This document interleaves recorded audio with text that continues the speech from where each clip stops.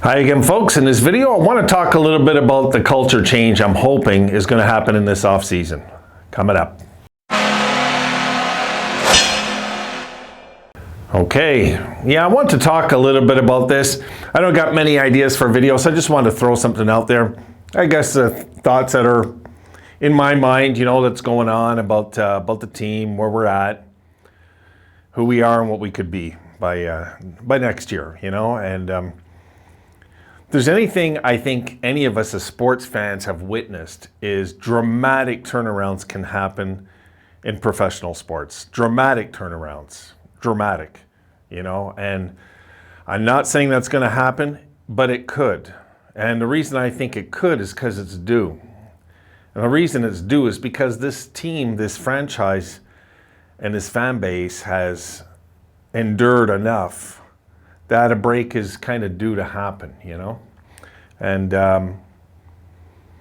as distant as that might feel right now, I'll tell you what I'm hoping for next year off the top. I'm hoping for a winning record. Doesn't mean it has to be a playoff team, but I would like to be a bubble team for like 65, 70 games. I would like to have that kind of season. And the Sabres maybe get hurt a bit down the stretch and lose some heartbreakers. And it looks like, just a real frustrating what could have been season by the time it finishes, but we look back at it and say, wow, was that ever an improvement compared to anything we expected before the season started?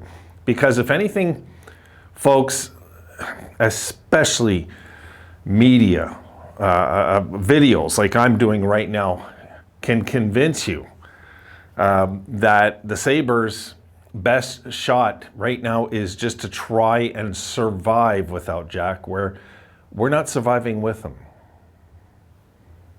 We're not surviving with him. So people that say that don't know what they're talking about. We're not surviving with these guys. What harm is it going to do to shift up the team and shift up the players and shift the franchise inside the dressing room and bring some new blood in? It's not going to harm anything, guys, really. If anything, it's going to open up some cap space, maybe. I'm good with that too, eh? I'm 100% good with us not maxing out the cap next year. I don't want to. I prefer not to. I prefer the team be a little competitive, and then we can decide at the deadline, is it worth taking a crack? Is it worth it, I'm looking at the possibility of being a surprise team next year. Yeah, why not?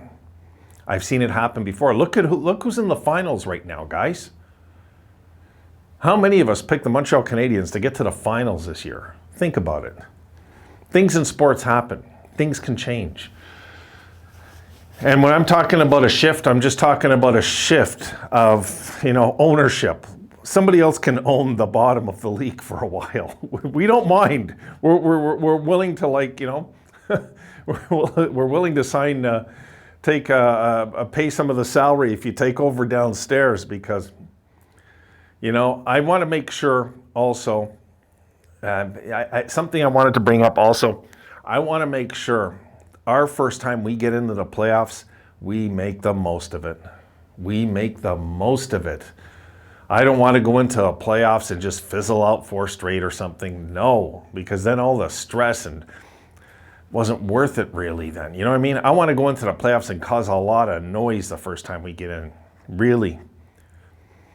And I guarantee you all our haters will be cheering us on.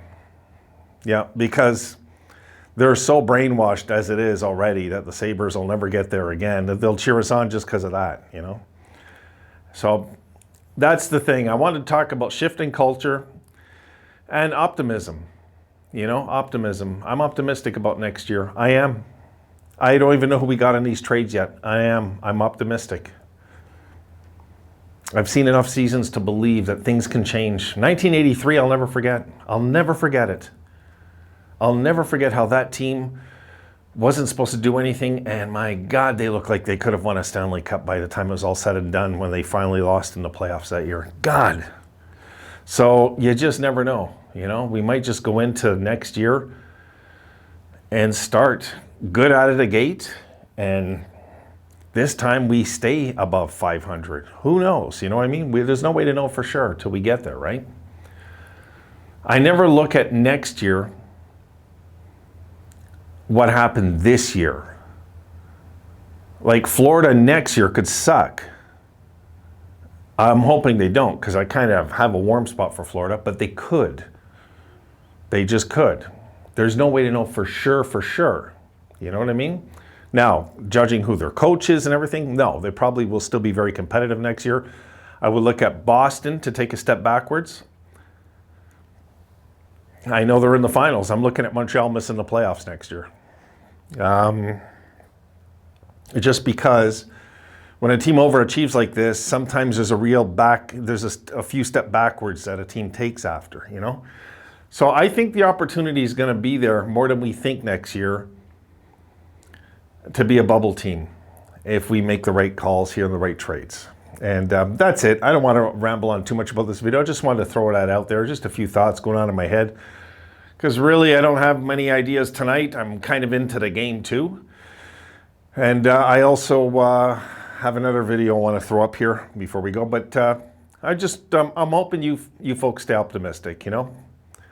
Don't just be happy with change. Expect it. Expect it and demand it. That's our job as fans too. You know, we've got to be demanding. We do. Culture is built around the fans too. We can't just be saying, oh my God, they're jinxed, they're this. No. We have to expect the team to win. We have to expect the team to surprise, you know? It's kind of how I feel.